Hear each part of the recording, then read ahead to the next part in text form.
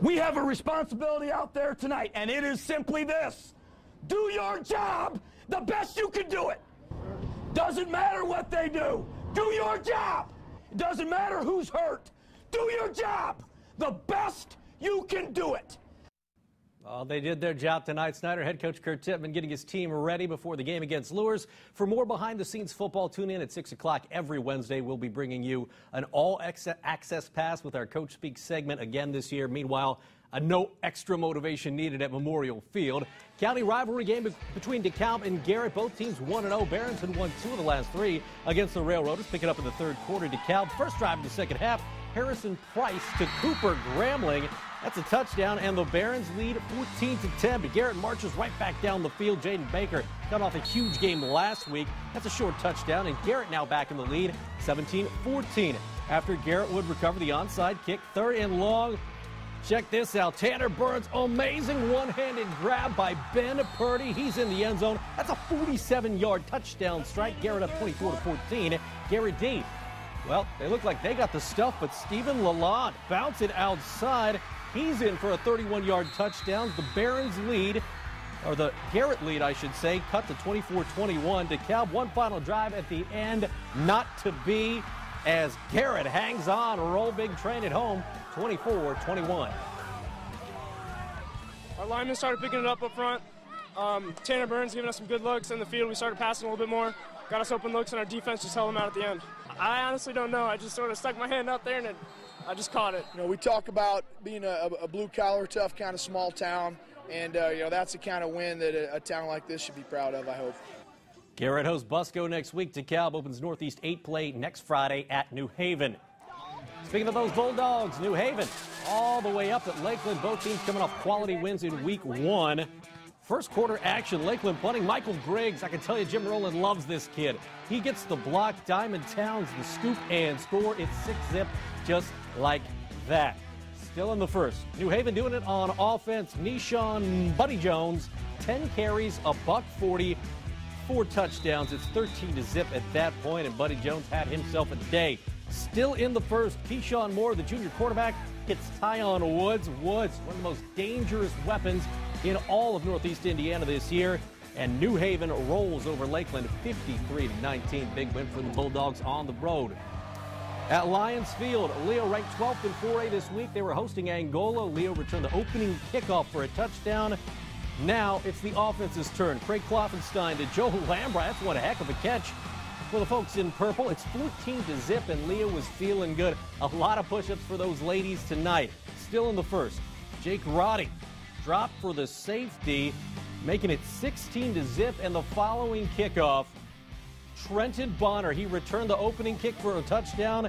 He does the same here. We're talking 2 kicks for touchdowns in the first quarter, and Leo rolls Angola the final 51-7 as the Lions win big. Up in Kendallville, East Noble ranked 17th in 4A. The Knights hosting Warsaw. Second quarter action. East Noble's Andrew McCormick looking and finding Dylan Hunley. That's a touchdown right there. Beautiful action. Excuse me, that was down to the 1. And they would score on the next play, 21-17 Knights at that point. Now East Noble had the interception, and they were going for more. Zach Jenkins finding who else but Andrew McCormick. Yeah, they lined him up at receiver. That's a touchdown, 28-7 East Noble at half. Fourth quarter, well, we've seen McCormick do a lot of things. We hadn't seen him do this. Take it in for the QB keeper. This kid is only a sophomore. He is a talent. East Noble moves to 2-0, 34-23 over the Tigers. County rivalry game at Starfire Field. South Adams hosting Belmont. First play of the second quarter. It's Caleb Hankinson, an 18-yard touchdown. Hankinson, a big evening, 13 carries, $163, 2 touchdowns on the ground as Belmont takes a 7-zip lead. Then it's Grant Gutierrez to Hankinson again, but James Grove forces the fumble, and it would be recovered by South Adams, and the Starfire defense in business for Coach Mosier.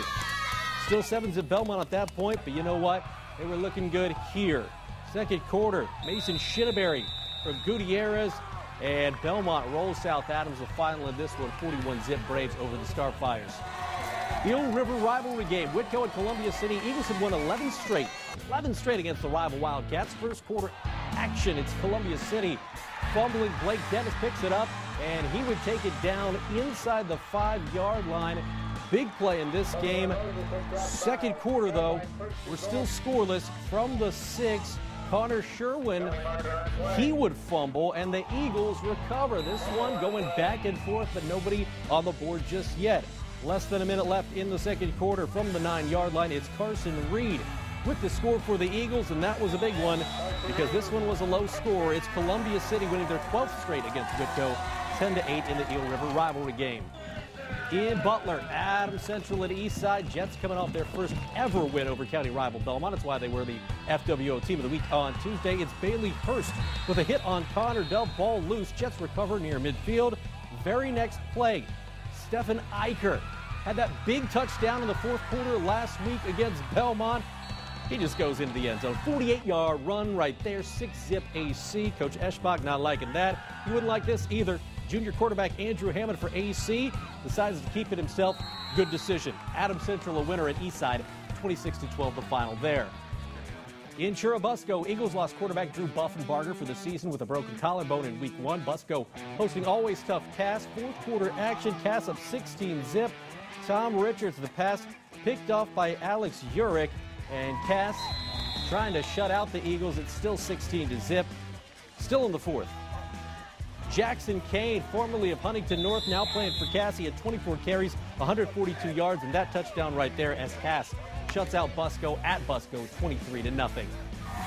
At Etzler Field, Woodland ranked 10th in the 2A state poll this week. Warriors hosting Prairie Heights. First quarter action. Who else but Mitchell Van Brocklin? The big guy pounds his way in for 4 yards out. It's 7-zip at that point. Woodland, no, aloha means goodbye, and they would say hello to Mr. Van Brocklin. Touchdown there. It's from 4 yards out, 145 yards, 4 touchdowns for the big guy as Woodland would take control. You're going to see quarterback Justin Durkis look and find Jack Rhodes for a 33-yard score. Woodland, no problem with Prairie Heights, 63-0. Final stop for high school football, Bluffton High School. Senior running back Dwayne Eskridge headed to Western Michigan. He's pretty darn good, and Manchester would agree. Third quarter, Eskridge going the distance here to make it a 27-14 Bluffton lead. Eskridge, of course, won the 200 meters last year as a junior at the track state championship. He's pretty fast, and the Squires, yeah, they found out about that tonight. Eskridge, again, 22 carries, 267 yards. Here's the kicker. 6 touchdowns for Dwayne Eskridge tonight. Bluffton looking good. However, this is Manchester. Bailey Ness with the short touchdown there, but too much Bluffton, too much Eskridge. 41-20, Bluffton winner. More Highlight Zone, including your play of the week, coming up next. Don't go anywhere. The play of the week and more Highlight Zone is up next.